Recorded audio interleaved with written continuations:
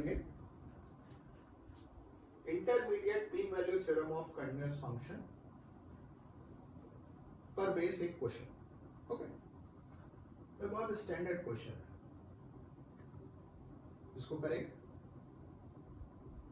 और theory of equation का ये पार्ट 11 है।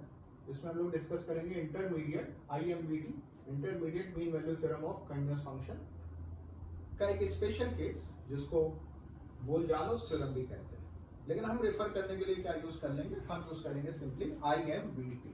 Okay, intermediate mean value theorem of continuous function. एक बार इसको रिकैप कर लेते हैं इसकी थ्योरी को। इसकी थ्योरी को हमने पिछले पार्ट में, पार्ट 10 में बहुत डिटेल से डिस्क्राइब किया है, लेकिन हमें कुछ रिव्यूज मिले हैं स्टूडेंट के कि उसमें वॉइस कई स्टूडेंट को धीरे सुनाई दे रही है, फुल वॉल्यूम में भी अपने मोबाइल के। तो अगर किसी को ऐसी प्रॉब्लम है तो ये भी हमें रिव्यू मिला कि ईयरफोन अगर यूज कर रहे हैं तो फिर कोई प्रॉब्लम नहीं आ रही। तो अगर आप ईयरफोन यूज कर लें, इसके अलावा हम रिकैप भी कर देते हैं। ओके, थ्योरी तो रिकैप कर दे रहे हैं, लेकिन वो पार्ट देखना और समझना बहुत जरूरी है। ठीक है, उसमें ज्यादा डिटेल से डिस्क्राइब किया गया है। ये क्वेश्चन लेंगे अभी हम लोग। उससे पहले ये थ्योरी जो कि पार्ट 10 पे डिटेल से डिस्क्राइब की गई है, उसको आप एक बार जरूर देख लें। यहां पर एक बार उसको हम रिवाइज करते हैं। IMVT ऑफ कंटिन्यूअस फंक्शन का एक स्पेशल केस जिसको हम लोग क्या कहते हैं, बोल-जानोस थ्योरम। हम रिफर करने के लिए क्या यूज करेंगे, IMVT ऑफ कंटिन्यूअस फंक्शन। और आगे चल के जब आप बहुत सारे क्वेश्चन कर लेंगे हमारे साथ तो आपको ये ऑब्वियस लगेगा, फिर हम लोग IMVT भी यूज करने की कोई जरूरत नहीं पड़ेगी। सिर्फ पूरा एम्फेसिस किस पे होगा, कंटिन्यूटी पे। ओके, आइए देखते हैं। अगर कोई फंक्शन fx है, is a continuous function. fx is a continuous function. Continuous कैसे फंक्शन चेक करते हैं वो अभी आप दिमाग में लगाओ। ओके, अभी आप आगे समझो। अगर कोई फंक्शन है वो कंटिन्यूअस फंक्शन है और fa और fb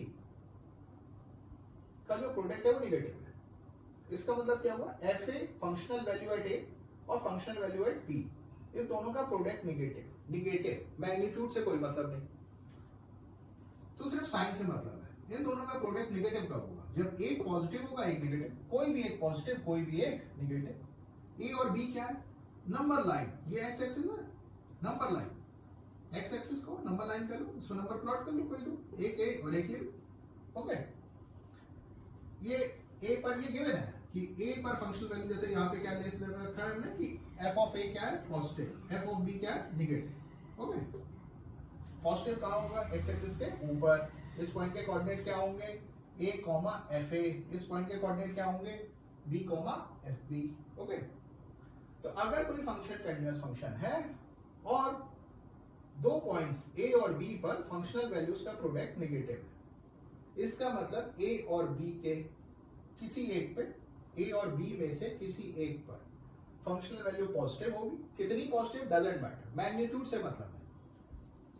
एक a पर फंक्शनल वैल्यू पॉजिटिव और b पर निगेटिव, ऐसा भी हो सकता है, a पर निगेटिव b पर पॉजिटिव, ये दो केसेस पॉसिबल है। तो होगा क्या, और बहुत कॉमन सेंस की बात है, फंक्शन हमारा कैसा है, कंटिन्यूअस। तो हम यहां से स्टार्ट कर रहे हो फंक्शन, ग्राफ कैसे स्केच हो रहा है, डजंट मैटर, बस कंटिन्यूअस है। इसका मतलब ग्राफ जब हम प्लॉट करेंगे a और b के बीच में तो उसमें कोई भी ब्रेक नहीं आएगा। ओके, अब आप a से b पे लिख रहे हैं, ये जो फंक्शनल वैल्यू a पर है और ये जो b पर फंक्शनल वैल्यू है, इसको ज्वाइन करोगे, ग्राफ कंटिन्यूअस है, तो कम से कम एक बार तो वो x एक्सिस को कट करेगा ही ना, और इस पॉइंट को आप वो c बोल दे रहे हो, और c पर फिर वो यही बोल रहा है कि then there exist at least one. At least one क्यों, अरे ऐसा भी हो सकता है कि वो 3 बार करे, ऐसा भी हो सकता है कि वो 5 बार करे, ऐसा भी हो सकता है कि वो 7 बार करे, मतलब odd number of times. Graph कैसे स्केच हो रहा है वो अभी आप दिमाग में लगाओ। ठीक है, वो कर्व स्केचिंग करेंगे, कैलकुलस में इसके बहुत सारे क्वेश्चन करेंगे। अभी हम लोग इसको सिर्फ इसलिए सीख रहे हैं कि हम लोग क्वाड्रेटिक इक्वेशन या पॉलिनोमियल इक्वेशन पे इसको अप्लाई कर सकें। ओके, इसके अच्छे क्वेश्चन रोल्स थ्योरम और लैग्रेंज मीन वैल्यू थ्योरम के साथ कैलकुलस में बहुत अच्छे बनते हैं। Okay I.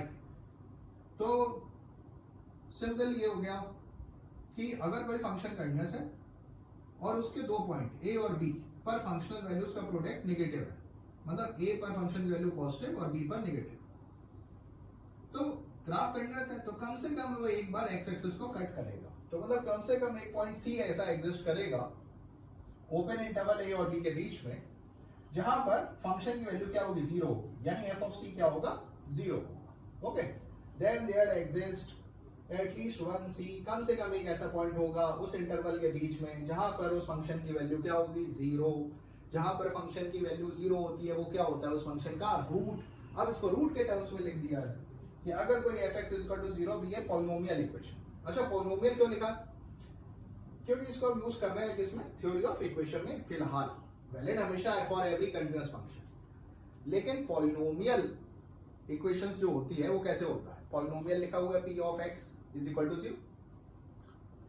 तो सारे पॉलिनोमियल जो होते हैं वो हमारे कंटीन्यूअस होते हैं और डिफरेंशिएबल होते हैं। इसका डिटेल आप पिछला पार्ट जरूर दें। ओके, तो अगर fx इज इक्वल टू 0 भी है पॉलिनोमियल इक्वेशन, मतलब fx क्या होगा, पॉलिनोमियल, और पॉलिनोमियल है तो कंटीन्यूअस भी है और डिफरेंशिएबल भी है, तो कंटिन्यूटी वाली कंडीशन सेटिस्फाई हो गई।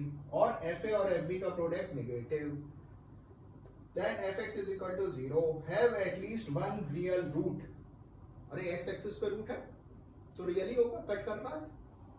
Then at least one real root या ऑड नंबर ऑफ रूट्स, 1 3 5 ऐसा भी हो सकता, between a and b। Simple वही बात है कि अगर फंक्शनल वैल्यू a पर और b पर इन दोनों का प्रोडक्ट नेगेटिव है, मतलब a और b पर फंक्शनल वैल्यू के साइन क्या है, अलग अलग है, एक पॉजिटिव एक नेगेटिव, तो a और ग्राफ कंटीन्यूअस है तो a से b functional value of a और फंक्शनल वैल्यू ऑफ b इनको ज्वाइन करोगे, अरे इस कोऑर्डिनेट को a ऑफ fa और कोई भी ग्राफ है, तो कम से कम एक बार तो वो कट करेगा ही करेगा, या 3 बार या 5 बार।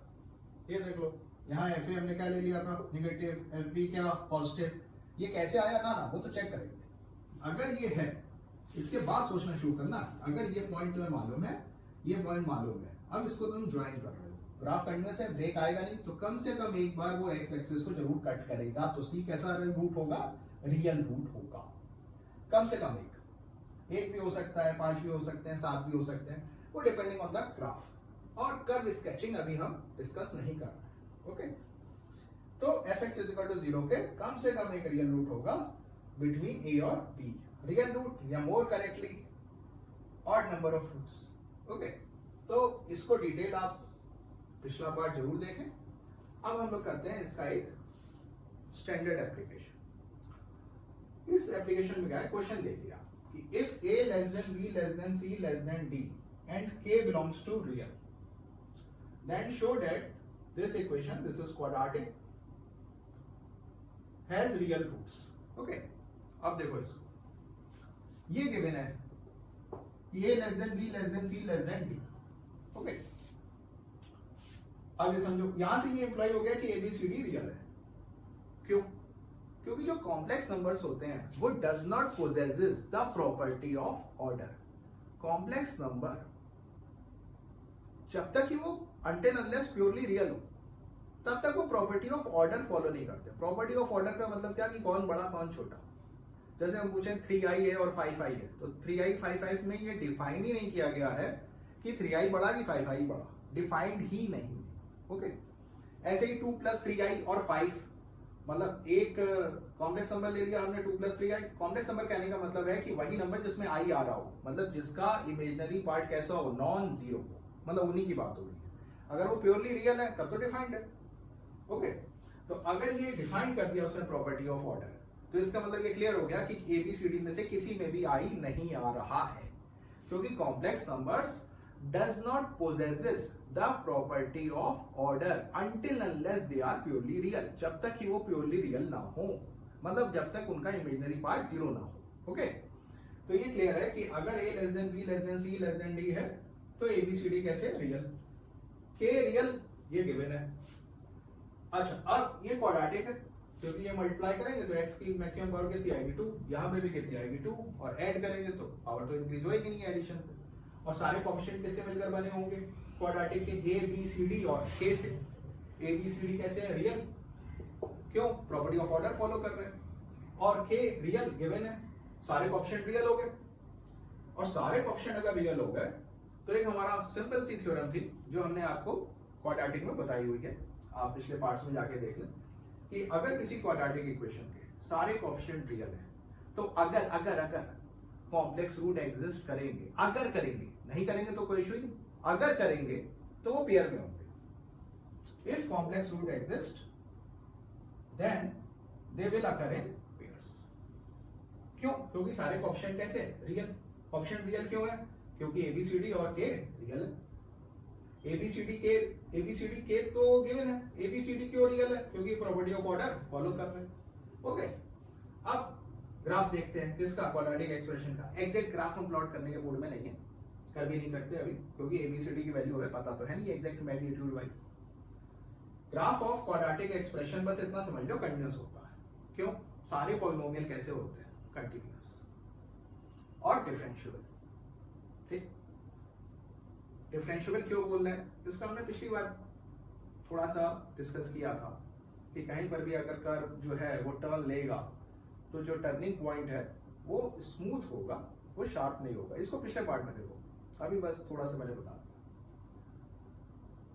ग्राफ ऑफ क्वाड्रेटिक एक्सप्रेशन कैसा होता है? कंटिन्यूअस। इसका मतलब ये जो क्वाड्रेटिक इक्वेशन है, तो ग्राफ किसका प्लॉट करेंगे? यहां से लेके यहां पर, ये क्वाड्रेटिक एक्सप्रेशन है, इज इक्वल टू 0 कर देंगे तो ये हमारी क्या बनेगी? Quadratic equation. तो क्वाड्रेटिक एक्सप्रेशन का जो ग्राफ होता है वो कैसा होता है? कंटिन्यूअस। ठीक है, अब हमने क्या किया? हमने फंक्शन इसको fx मान लिया क्वाड्रेटिक को, ठीक, और f ऑफ b पर और d पर वैल्यू निकाली। अब आप पूछोगे सर b और d पे क्यों निकाली, a और c पे क्यों नहीं निकाली? अब देखो क्या है, k जो है रियल नंबर है, 0 भी हो सकता है, पॉजिटिव भी हो सकता है, नेगेटिव भी हो सकता है, फिर केसेस बना के दिमाग लगाना पड़ेगा। इट्स बेटर कि हम b और d ले ले, तो f ऑफ b देखेंगे तो ये 0 हो जाएगा, फिर k का साइन कुछ भी हो, ये वैल्यू पूरी 0 हो जाएगी।